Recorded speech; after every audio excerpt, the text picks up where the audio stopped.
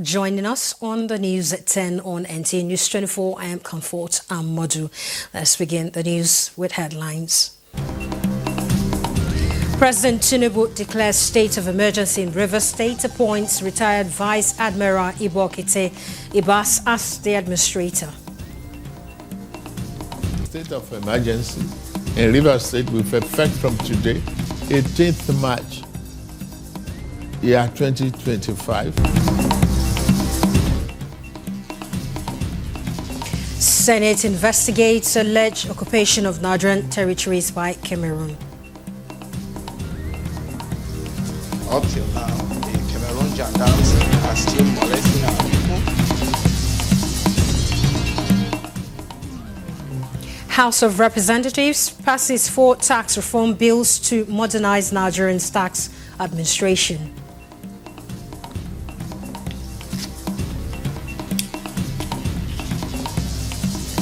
Nigeria adopts proactive flood strategy to curb disaster ahead of rainy season.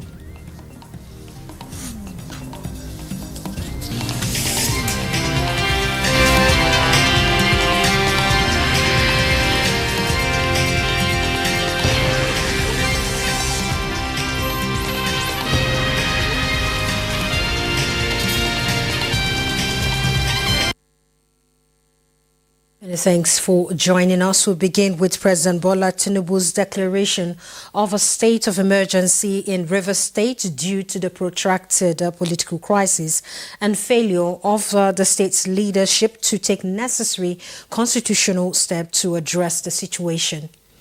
President Tinubu, who announced this decision in a national broadcast, stated that the measure was in accordance with Section 305 of the 1999 Constitution as amended, which empowers the president to intervene in cases where governance is threatened. To me, show that between yesterday and today, there have been disturbing incidents of vandalization of pipelines by some militants without governor taking any action to curtail them.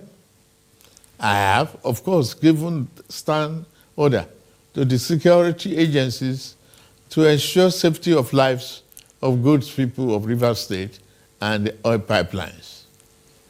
With all this and many more, no good and responsible president will stand by and allow the grave situation to continue without taking remedial steps. It has become inevitably compelling for me to invoke the provision of the Section 305 of the Constitution of the Federal Republic of Nigeria, 1999, as amended, to declare a state of emergency in Rivers State with effect from today, 18th March, year 2025, and I so do. By this declaration, the governor of Rivers State, Mr. Similaye Fubara, his deputy, Mrs. Ngozi Odu, and all elected members of the House of Assembly State are hereby suspended for an initial period of 6 months.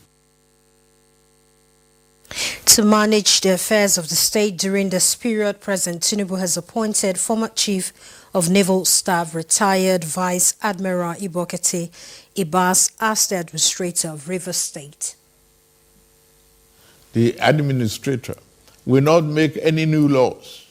He will, however, be free to formulate regulations and may be found necessary to do his job, but such regulations will need to be considered and approved by the Federal Executive Council and promoted by the President for the state.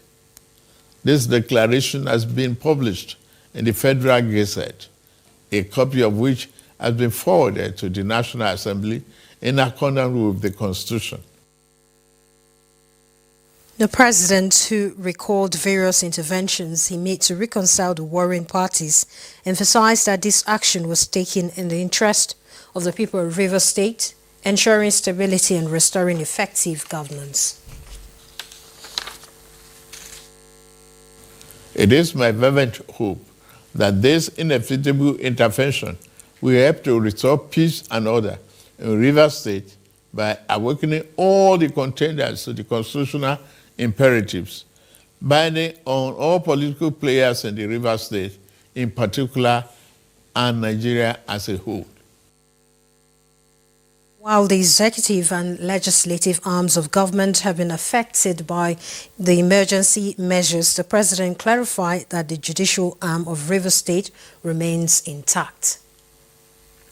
And President Bola Tinubu has formally written the House of Representatives seeking approval of his decision to declare a state of emergency in Rivers State in line with Section 305 of the Constitution. Spokesman of the House of Representatives, Akin Rotimi, who disclosed this in response to media inquiries, says the National Assembly was duly consulted by President Tinubu in reaching the decision.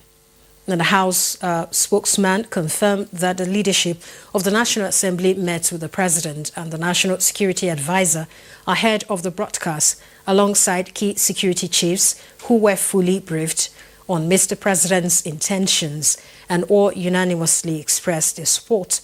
He says Mr. President's formal letter informing the House of Representatives of his decision and seeking approval in line with the Section 305 of the Constitution has been transmitted and will be read during plenary this Wednesday, March 19, 2025, with further legislative action to be debated and decided on the floor.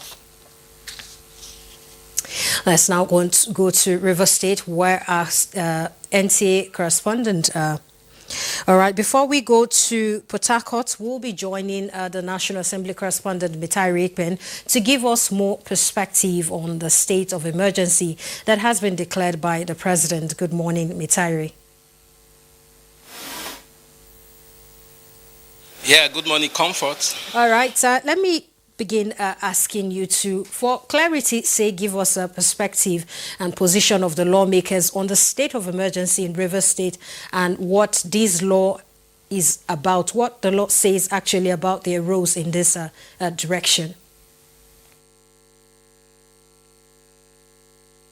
Yes, as it stands today, Rivers State is the eye of the storm, and that is because the President Bola Ahmed Tinubu has declared a state of emergency in Rivers State, and he has announced the suspension of the governor and the deputy, as well as members of the State House of Assembly in Rivers State for a period of 6 months. Now, the president did that.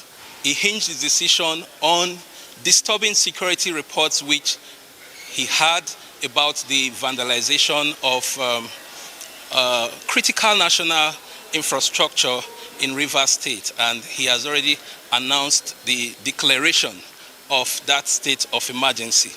And here is the beauty of democracy. It is not enough for the president to make that declaration. There has to be checks and balance, because there is a separation of powers, and that's where the National Assembly comes in to ratify the decision of the president. And we have a situation as it stands now where House spokesman in a statement last night said that the National Assembly was duly consulted before the state of emergency was declared by the president by 7 p.m. last night in a nationwide broadcast. The spokesman in the statement said that leaders of the National Assembly as well as security chiefs were with the president ahead of that broadcast that was made last night, and they all gave their assent to the decision of the president. But it does not stop there, because he also said that the president has formally transmitted a formal letter of request to the National Assembly, specifically said to the House of Representatives. And that is because when the president makes such a declaration of a state of emergency, the National Assembly, the two chambers of the National Assembly, talking about the Senate and the House of Representatives, have to ratify the declaration of the president by two-third majority. And so that is the beauty of democracy, like I stated. At this point in time, I have joining me on set Representative Patrick Umar, who is the Chairman, House Committee on Legislative Agenda. Honorable Patrick Umar. Can you tell us, with what is playing out today, what should we expect in Parliament today? Well, the President of the Federal Republic of Nigeria, in compliance with the provisions of Section 305 of our Constitution, that's the Constitution of the Federal Republic of Nigeria, 1999, has issued a proclamation which I want to presume has been transmitted to the National Assembly. Of course, as provided by law, that transmission must be done within 2 days if the National Assembly is in session, or if not in session, it must be transmitted within 10 days. And the House has the obligation under law to sit and consider the proclamation of the state of emergency, which of course I also would want to presume will come up this morning since we have plenary.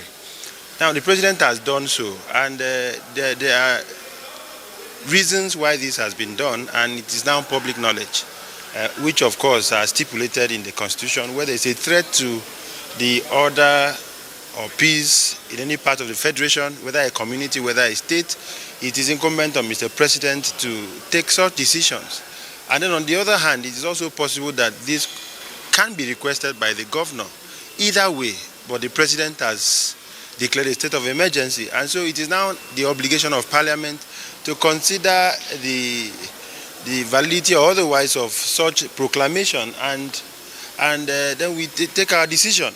And again, Parliament also has the mandate pursuant to Section 305 of the Constitution to extend the duration after 6 months as provided for in the Constitution.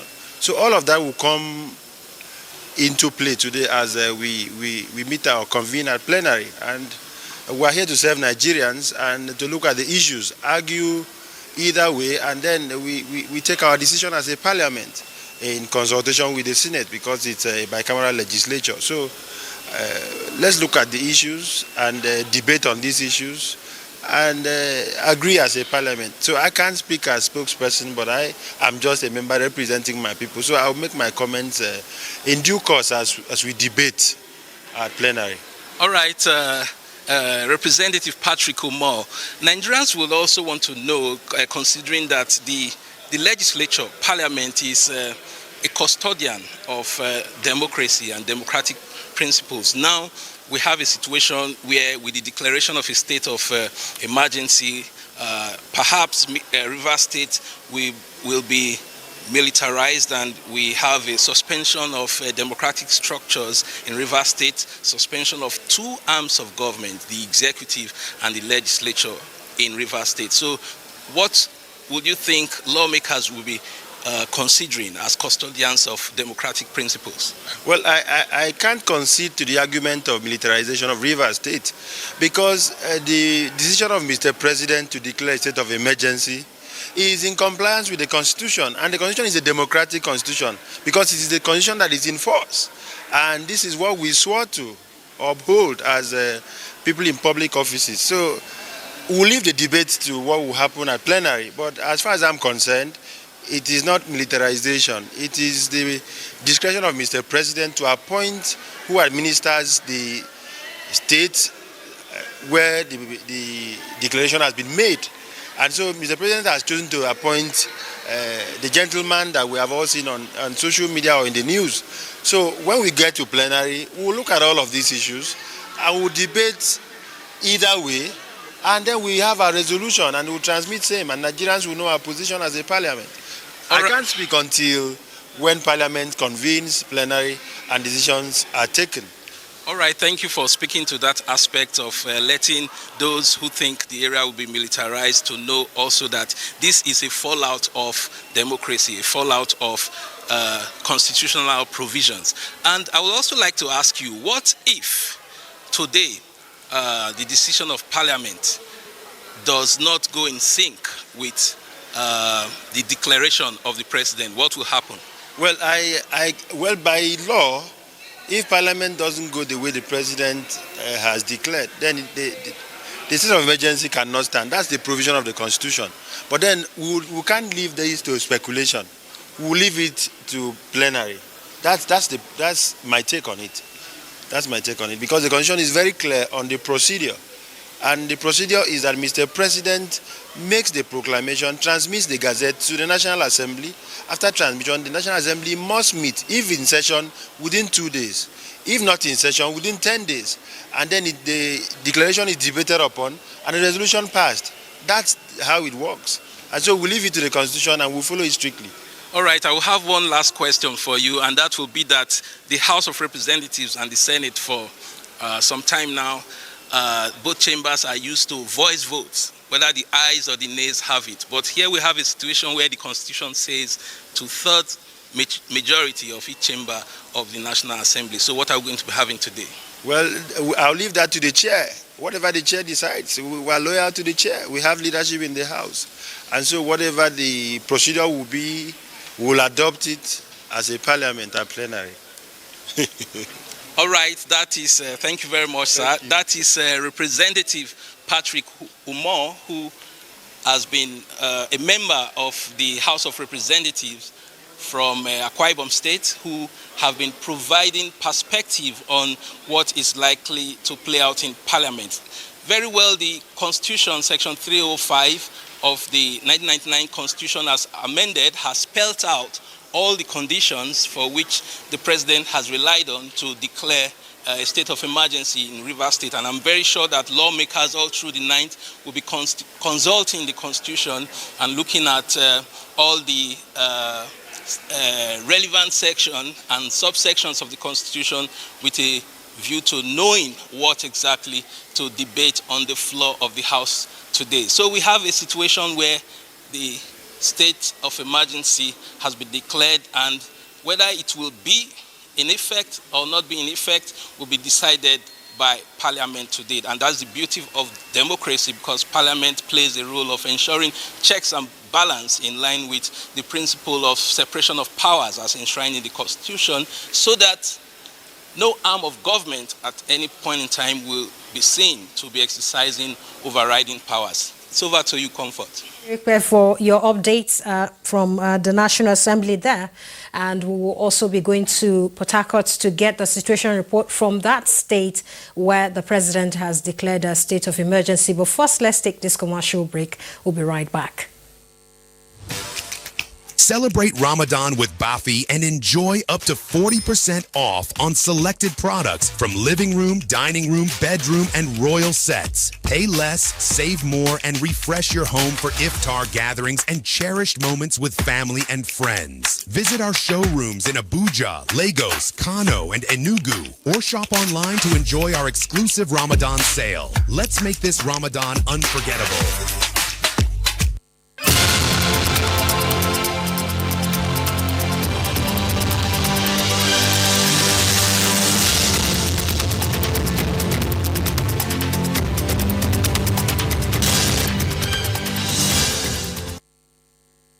Former Special Advisor, National Assembly, former President to former President Muhammadu Buhari, Senator Ita Inang has commended President Bola Tinubu for taking a bold step in addressing the political crisis in Rivers State. He was talking moments after the declaration of the state of emergency in the state. No good and responsible president, in the words of President Tinubu, will sit and watch this happen for too long. And I'm sure, and I want to say that His Excellency Mr. President had watched it happen long enough, not too long. And he had given the parties by themselves opportunity to reconcile. He had given the leaders opportunity to reconcile them.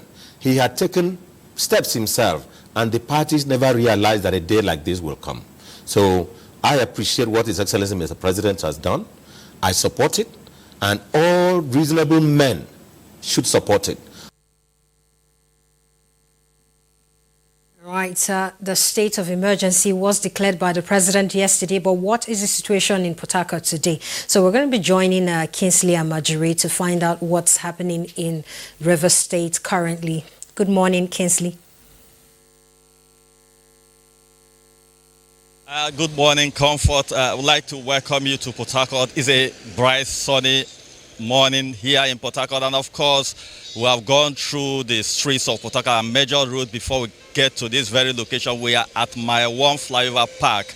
Is the heart of the densely populated Tube area of Port Harcourt. So far, the city has been calm, and of course, people are going about their legitimate businesses. And for those who work in various offices, we've seen offices are opened, markets, shops, and parks are all open. People are all out to do their normal businesses. There is nothing like unusual situation or atmosphere in any part of Port Harcourt where we have visited. People are all out to do their normal activities, although people have also expressed divergent views with respect to this state of emergency declared by the president. But overall, expectations are also high to see the new administrator assume duties, and maybe probably when he begins to reel out his policies, there may also be other forms of reaction. But for now, Port Harcourt is calm. People are all out doing their normal businesses. There is nothing unusual.